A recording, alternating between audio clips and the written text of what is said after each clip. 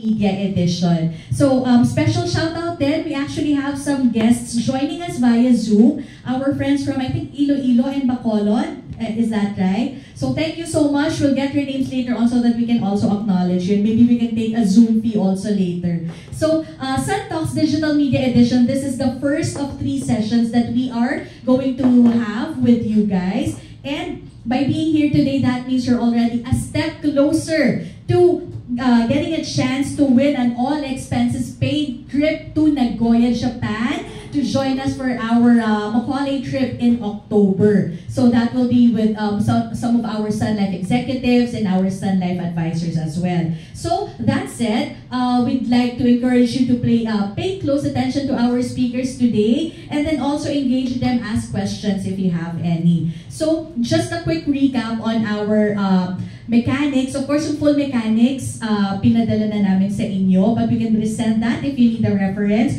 But again, to qualify for the promo, you have to attend all the 3 Sun Talk sessions and you have to create content based on your learnings and then share nyo yung links sa amin sa PR and Comms team through Miss Lali and Erica. So it can be any kind of content where you feel mas ma-express ninyo kung ano yung natutunan ninyong mga lessons or ano yung mga sarili nyong realizations when it comes to the topic. So kung gusto nyo mag-TikTok, kung gusto nyo mag-vlog or vlog, it's all up to you. Sino bang nasa TikTok dito? May mga nagti-TikTok na ba dito? Parang nakikita ko yung kumagano yung kamay mo, ano lang, medyo jahe pang iangat.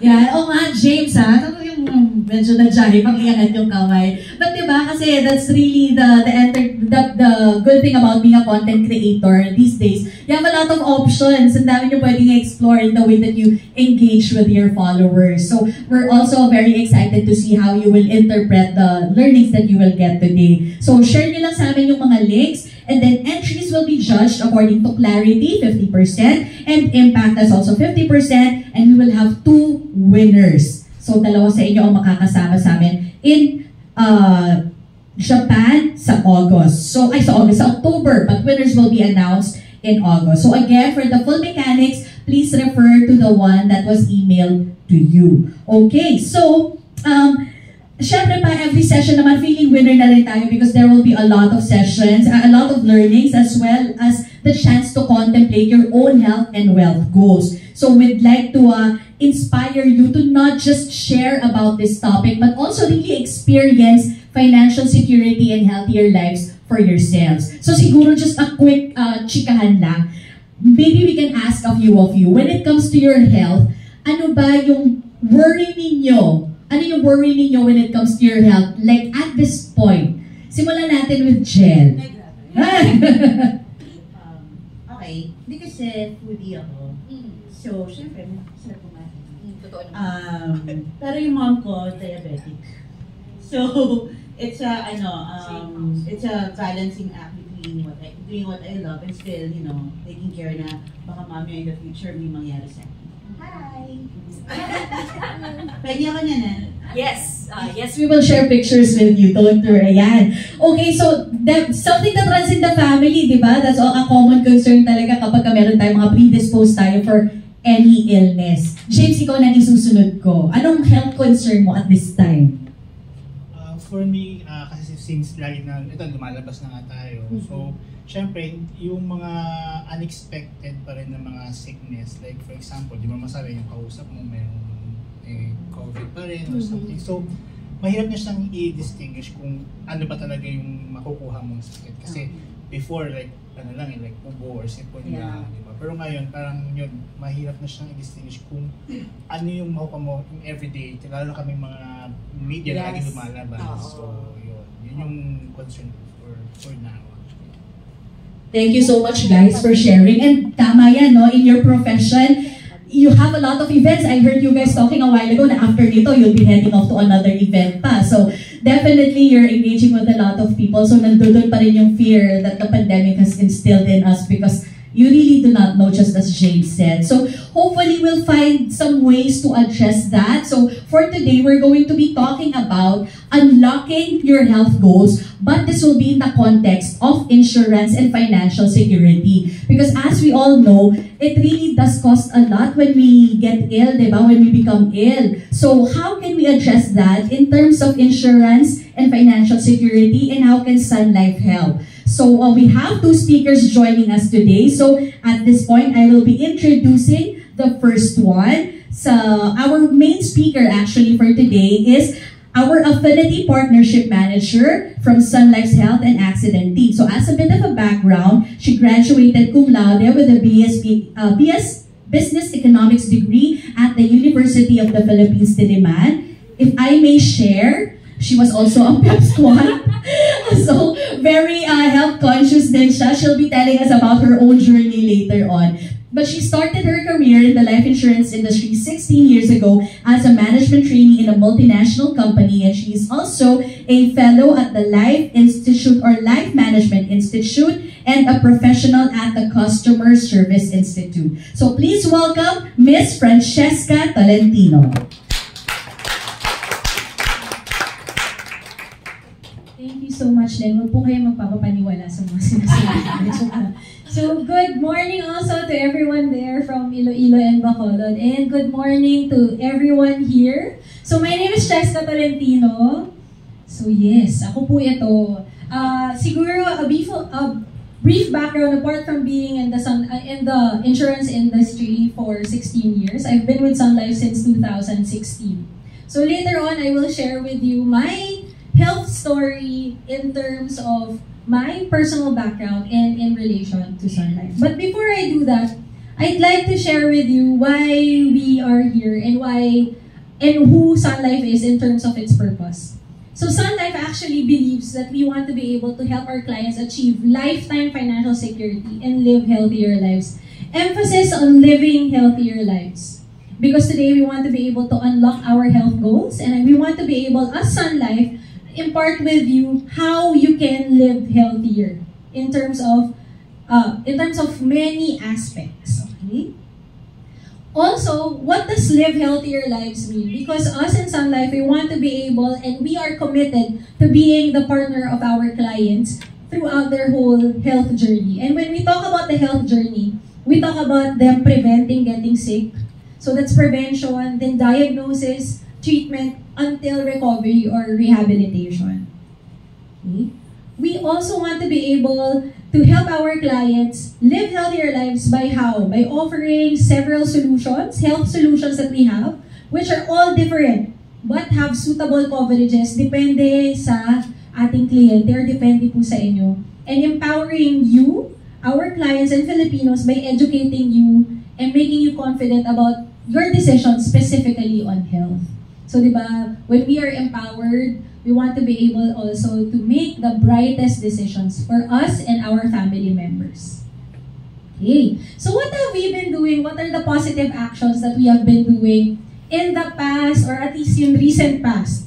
So, we started with our employees. Of course, we want to be able to partake also or share with our employees several activities and a lot of educational initiatives for our employees to promote living healthier lives. So these are just some that we did specifically during the pandemic. Then we have also Health for the Greater Community. When we talk about Health for the Greater Community, we wanted to stay true to our purpose in helping Filipinos and clients live healthier lives. So how's that? We provided access to care, even sa far-flung communities or areas here in the Philippines. So ito po ay picture nung ito po sa taas will be the picture of the barangay health station that we have had across the Philippines, and we are building more. And hopefully be able to serve 125 people or Filipinos in this endeavor. So ito po, meron dito, inside one of those health station will be diabetes corners. So I heard si ma'am is predisposed, I suppose. Your mom is type 1? I think so, yes. Type 1 diabetic, ayun. So there's predisposition, and siguro in a better position po yung mom natin in terms of education on what diabetes is. Magugulat po kayo sa mga sagot ng mga tao regarding diabetes. When we did a study before across all social classes, ang sinabi namin, ang tanong namin is, how grave is diabetes? Meaning, gaano ka-critical ba itong diabetes na to? Mahirap ba itong i-address? Ang sagot sa amin ay magbabawas lang po ng kanin. Okay na. So we have that kind of mindset in our heads that we want to be able to help. A lot of Filipinos understand critical illnesses kasi nagulat kami sa sagot na babawasan yung kanin. Totoo naman, mataas po sa sugar, pero hindi lang po yun kasi marami pong complications din ang mga critical illnesses. So, also, in relation to that, we have had health researches in the past. So, medyo maliit po, pero what we do is we want to understand Filipinos, we want to understand our clients. Bakit namin gustong mangyari yun? So that we will be able to provide the solutions and even services that would be suitable and apt for their needs. So kung makikita po natin, actually pinag-uusapan lang po namin ni Garret kanina. This one here on top is actually, meron siyang top 5 conditions of Filipinos. Okay? This is what we call the health gap and how big the gap is. When we compute for this health gap, we compute for the total amount na posibleng magastos natin for a critical illness versus our current health coverage. Okay? Ang cancer po dito is 5.6 million. Diabetes is 871,000 pesos per year versus yung current coverage natin. So makikita natin how big that gap is. And based on this research, we learned na marami pa rin pong Filipinos. For one, I haven't bridged my gap. I'm working towards building that, and kaya po, isa po yan sa mga health goals ko, is to be able to bridge my gap of being able to cover myself in case of a critical illness in the future. Yan. So, sino po dito, kakapanood ko lang kanina nanonood ng TikTok ni Brian Boy. Sabi ganun, nag-press release. Kasi, tinanong siya kanina, or was that an old video? Kung sino daw mag-aalaga sa kanya in the future. Sabi niya, pera daw niya mag-aalaga sa kanya. And I could relate because that was my thinking. I wanted to bridge my gap, make sure that I am covered in case anything happens. I don't want to burden anybody if I get sick. So, ganun po. Kaya naalala ko in relation to TikTok a while ago. And then, ito pong study naman namin dito would be about, during the pandemic, pagka nakita po natin, health readiness of Filipino families. We took into consideration the main units of Filipinos, pamilya, hindi na po to individual.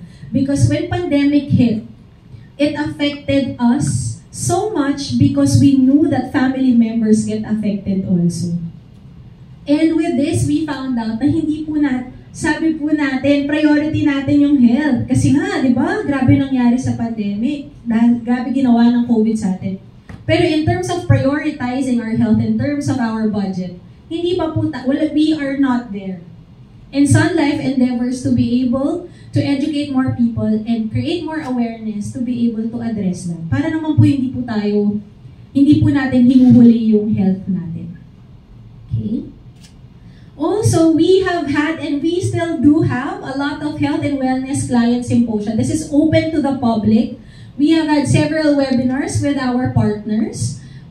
We have had with Roche Philippines, Understanding Breast Cancer. For vaccination for immunology as well, we have Pfizer as our partner. We also have Abbott that make us realize the gravity of diabetes. And at the same time, we also have Boehringer Ingelheim for pulmonary diseases.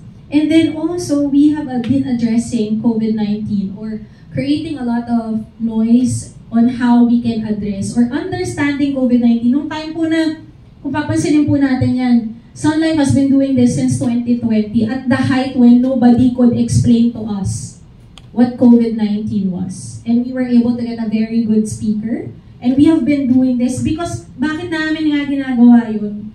Because we want to be able to educate everyone so you can confidently make decisions, the right decisions for your health. Yan. Also, we have had several wellness events. So, ito siguro would be one of the most famous or popular that we've had, which is Sunpiology, which is actually an annual charity sporting event. Okay, with Piolo Pascual. And in the past, during the pandemic, meron naman tayo pero virtual version. And you would see that this is to help kids and adults, even if you're indoors, to stay active pa din. So it was still ongoing. And what do we do with funds? Of course, itong Sunpiology is not just for the public, but also for our foundation. We help the Hebreo Foundation, and at the same time, we also donated to ISDFI, which is your Institute of Diabetes Foundation Incorporated. And we were able to build our nutrition lounge, our nutrition kitchen, and at the same time, our gym, our fitness center with them. So talagang yung endeavor of Sun Life is not just for education, not just for health, but also for wellness. Ayan. What else? Okay, let me invite everyone this coming Sunday. We still have our Sun Life Cycle PH happening in Vermosa, in Cavite. You can still register to this event because this event will promote active lifestyle among Filipinos, among all ages and skill set. So, ako na hindi nagbabike, pwede, kasi among all skill set. Yes, pwede naman po. Pwede pa po tayo, and among all ages. All ages, we mean it because even last April 16, we had a bike camp for kids where they were taught how to they were taught about bicycle etiquette and how to proceed with the bike or the cycle PH on April 23. Yeah. So hope to see you there also on Sunday. So syempre, as an insurance company, we've been providing health solutions since time immemorial. We have had term products, meaning products that cover you for the moment or temporarily. And then we have whole life products. With our whole life products, this is the new generation products already because we have incorporated having to be with our clients during their whole health journey, even prevention. Plug ka na po si Goel natin. Goel.com.ph is actually our prevention piece wherein we provide health and wellness content. Nutritious recipes, workout videos dyan po sa loob. Informative webinars, and exciting promos and perks. And these 4 products, if you purchase or if your clients have Sun Fit and Well, Sun Cancer Care, Sun Senior Care, Sun ICU Protect, they become a gold member of Go Well. Okay? Ito pong mga produkto na to, they can be very intimidating kung titingnan. Pero pagka tinanong po natin, at the end of the day, we should be able to know our goal. Okay? Ako, ang goal ko is to be able to come up with 10 million pesos for a critical illness. In many ways. So, ilang produkto yan ito? Pwede akong bumili tig-isa na merong critical illness and to be able to come up with my 10 million. So, that's my health goal. Meron po, pwede naman na ating goal would be to be able to pay for any hospitalization. If I get hospitalized, nobody's going to pay for that. Wala po akong HMO. I may be losing my income because I won't be able to go to work. Then this is a plan that you can consider. You can work on making sure na every day, since ang bayad sa akin is 10,000 pesos, I should have 10,000 pesos per day as my cover. So that's my goal. And how do you do that? How can you make sure that you achieve your goal? So in terms of our solutions, of course, the best person that you can talk to would be an advisor. Kasi sila talaga, pag-uusapan ninyo kung ano yung gusto ninyong marating, anong gusto ninyong goal, anong gusto ninyong mangyari in terms of your health. And then they will be able to provide the best advice. Kaya nga po sila, advisor. Best advice for you. Okay? Now, if you would look through our products also, lagi sa akin ang wala namang makukuha dyan pagka hindi ako nagkasakit. Usual contention, ang health insurance daw, pagka hindi kami nagkasakit, hindi ako makaka-claim. Hindi po yun totoo. Okay? So our new generation products, the products here on the right side of your screen, I'm talking about Sun Fit and Well, Sun Cancer Care, Sun Senior Care, Sun ICU Protect.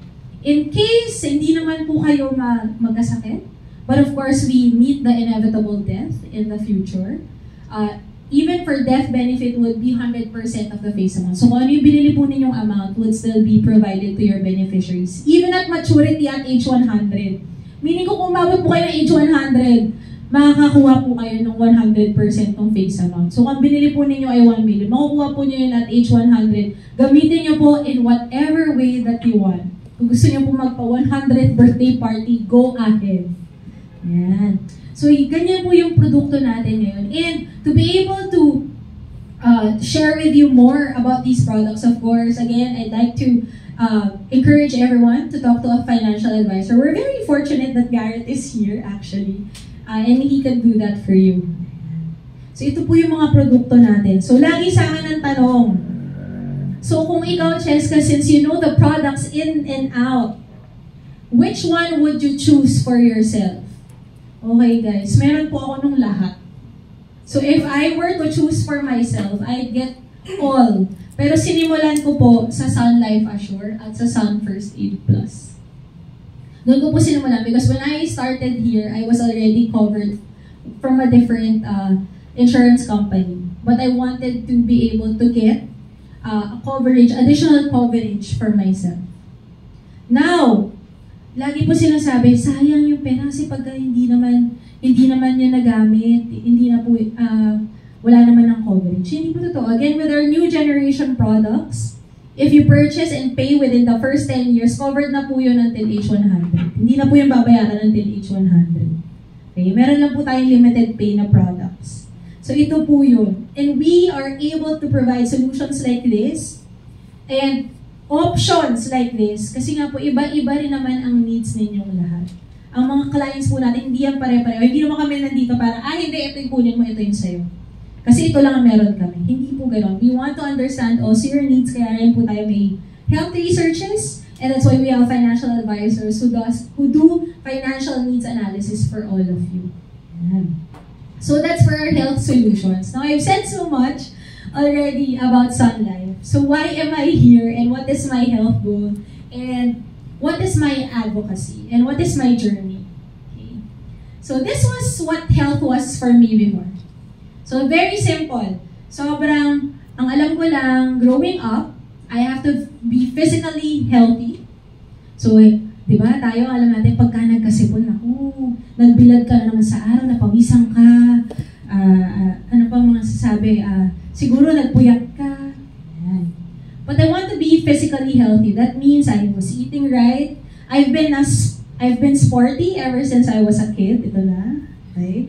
I've been sporty. I've been fortunate enough to have been able to have access to having taekwondo. So, medyo on the boyish side po ako. Ang sport ko dati ay basketball at saka taekwondo. Okay? So, doon po ako nagsimula, and then I went on going to do swimming.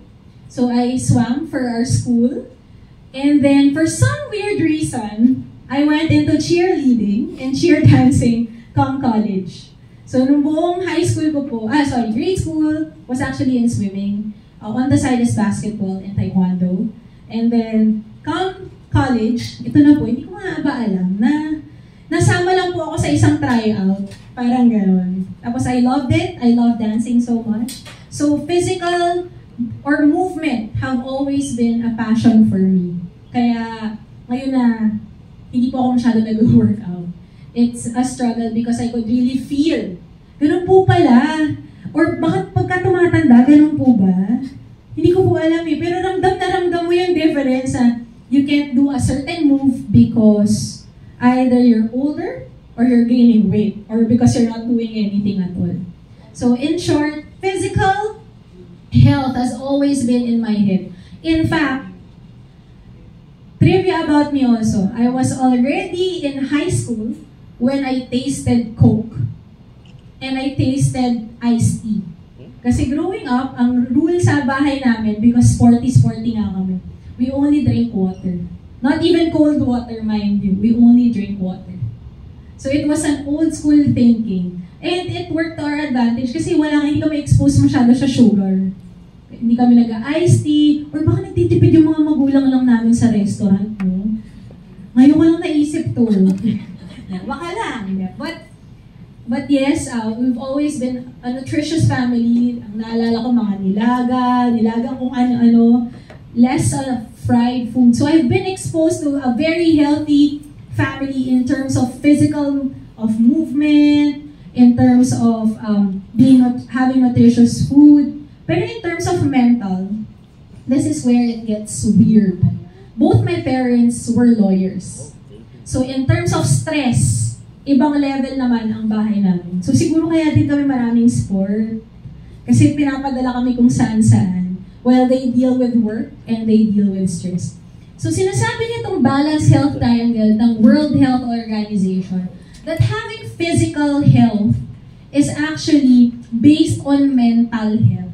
So if you're not mentally healthy, meaning you cannot deal with stress appropriately, it's hard for you, or having physical health would be rather impossible. Yan ang sinasabi nila.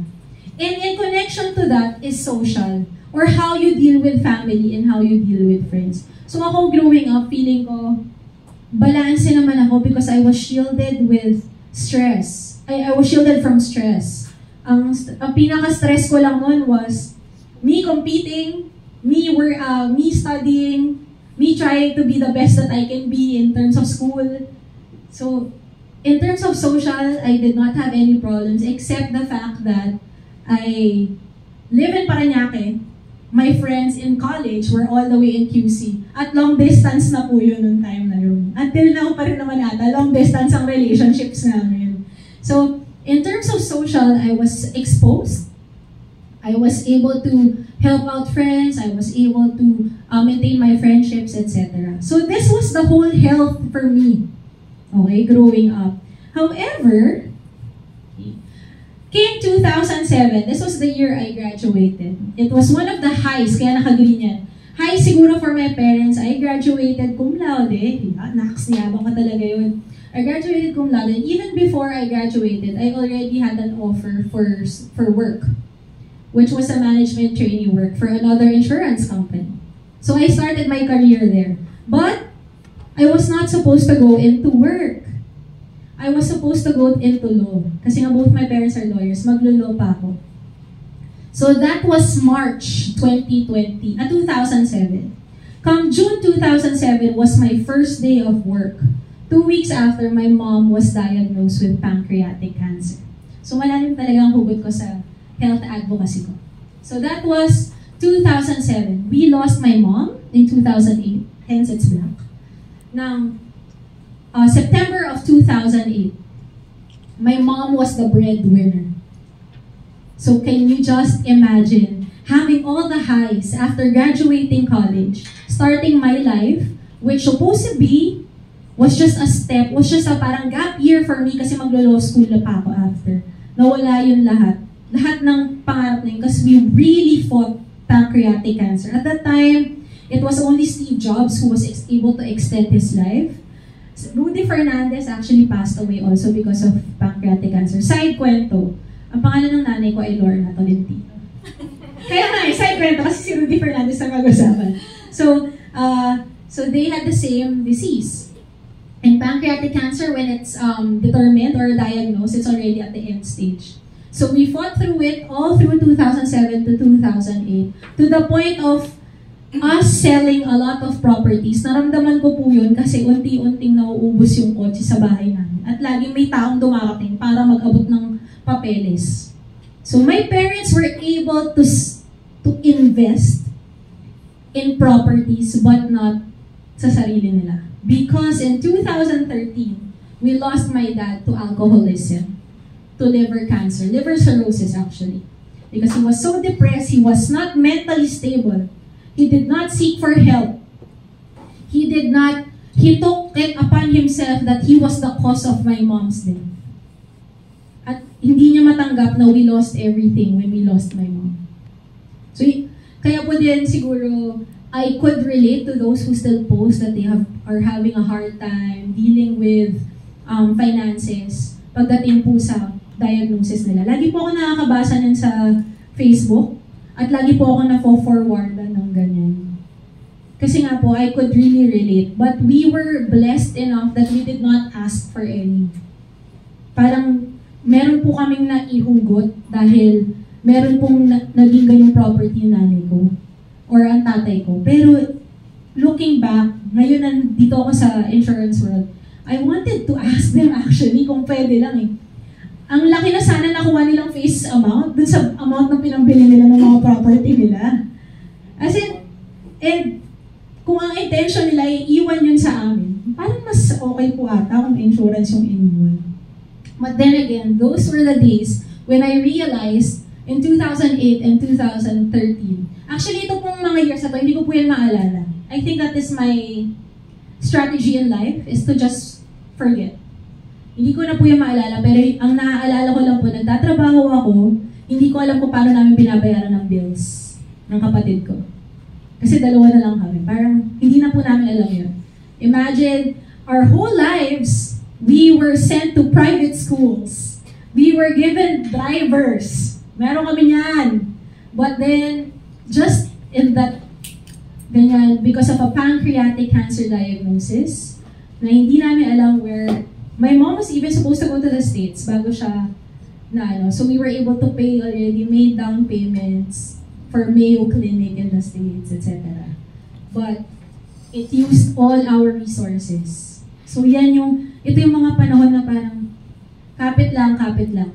Kaya din siguro I'm here in front of you guys. Please, I want to convince all of you to start even small amounts to cover yourselves. Kasi hindi nyo alam talaga how that would impact you and your families moving forward.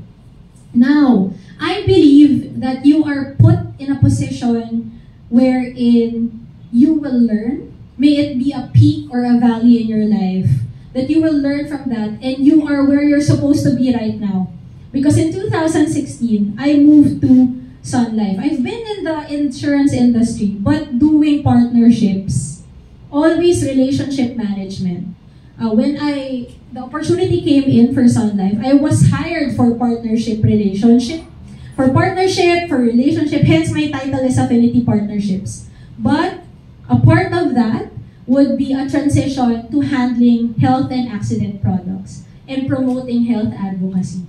So I think I was placed here. It was divine intervention, I guess, that I am here now. And I've been with health since 2016. Meron siyang red na 2022. Okay. Noong 2022, so nung nagsimula yung COVID, since I've always been the healthy one, I've always been working out. But I stopped noong 2022.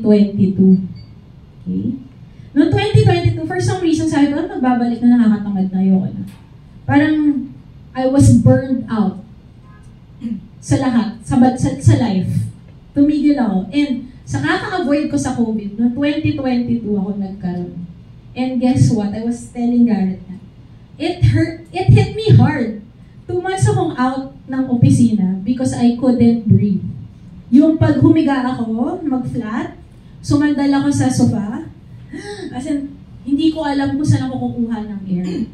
So parang biglang, knock-knock, your health is deteriorating. Knock-knock, yung mental health mo hindi mo in-address, pati physical health mo, hindi mo na nagawa. And, inimagine ko na yung sarili ko at a certain point, paano kung ma-hospital ako? And all the data was on Facebook, was on social media, di ba? Magkano yung ginastos ng pamilyang to? Magkano yung ginastos ng taong ito? So, nasa utak ko na dapat ang goal ko for 2022 is gumaling at make sure na pagka naulit ito, hindi ako mag-iisip ng saan ko kukunin yung pera na naman pagka nagkaroon ako ng COVID. Kasi extremes ng time na yun. I remember a pill was 90,000 pesos just for you to survive the ICU. Hindi ko pa pangalanan. But it was 90,000 pesos in the black market, but if you bought it ng legit na amount, it's around 17,000 pesos. Pero the only time that you can get a pill is through the black market. Desperado ang mga tao ng time na yun. And money, inuutang na talaga just to be able to borrow time. And that's what I want to share with you also. That for me, it's not just a triangle. because I think there is also a financial aspect to all of this. That because if you are financially ready, you are mentally and socially ready, even your physical body would be able to go and be ready also. Masakit man isipin na parang oo nga lahat ng bagay sa pera umiikot. Pero totoo, we are in a situation wherein even medical inflation is at a high of 13%. So kung ang inflation natin, regular inflation ng pagkain natin is around 6%, in terms of medicines, in terms of the hospital, ang bilis pong tumaas ng presyo ng ating medical expenses. So I encourage everyone, and huwag nyo na po akong gayahin na I had to learn the hard way these things for me to be able to focus on my goals. So yung pa pala last, ko na din with 2022, I lost track of my health goal. That was the only year na hindi ko siya inisip. Sabi ko, hayaan mo na, pag kami nangyari, may makukuha na. And then sabi ng COVID, uy, sis, here I am. And you might not make it. Ganyan. At paano na pag na-ICU ka? Yun ang sinabi sa akin. So it was really, I hope you guys don't go through that. That's why I am sharing this with you. Kasi, and also your families, I hope they won't go through that. Because I won't even wish that upon my enemies. Kung sino man ang kaaway ko, hindi ko yan gusto mangyari sa kanya. Because it was a struggle that nobody deserves. It was a kind of test na pinagdaanan namin ng kapatid ko, and we are survivors of that. And that's why I'm speaking in front of you and encouraging everyone to start with your health goals now. Pag-isipan na po natin siya, gawan na po natin siya ng paraan. May it be physical, may it be a mental health goal, may it be a social goal, or a financial goal. But you have to start now. And with that, I'd like to say thank you and reintroduce myself as Francesca Tolentino. Merong yun, Francesca Tolentino. So, question? Sige later. So, thank you everyone.